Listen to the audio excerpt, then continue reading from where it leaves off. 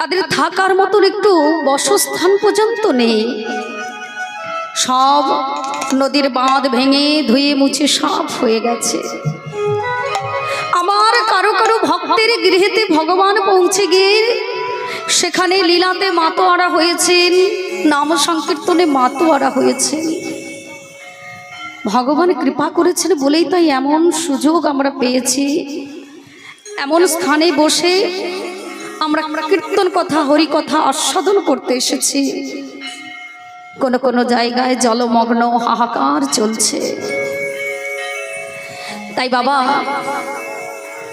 ভগবানের কৃপায় বৃষ্টিও থেমে গেল, দুর্যোগ সরে গেল।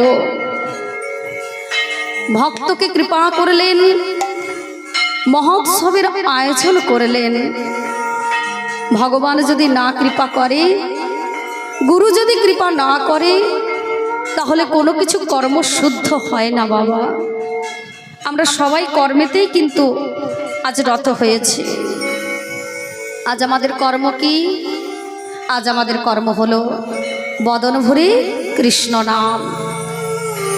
আজ আমরা বদন ভরে কৃষ্ণ কথা হরি কথা বলবো, যেটা বাড়িতে থাকলে পারি না। সেটা হরিবাসরে গিয়ে আমরা করতালি দিয়ে আপন মনে সংসার বাসনা ভুলে গিয়ে আমরা সবাই মিলে ভগবানের নাম গুণগান গাইব। এই মানব দেহটা পেয়েছি, পদ্মপাতার জলের মতো টলমল করছে।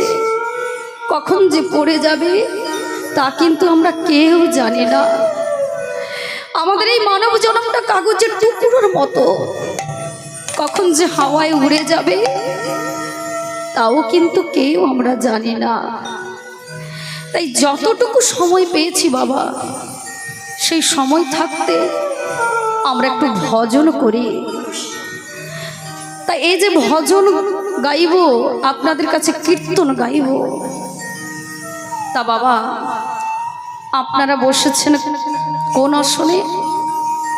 না ভক্তের আসনে, শ্রোতার আসনে। আর আমি যে আসনটিতে দাঁড়িয়ে আপনাদের কাছে লীলা পরিবেশন করব, এটা হলো বক্তার আসন। তাই এই আসনটাও কিন্তু যাত্রার নন। এই আসনটি হলো সুখদেব গোস্বামী।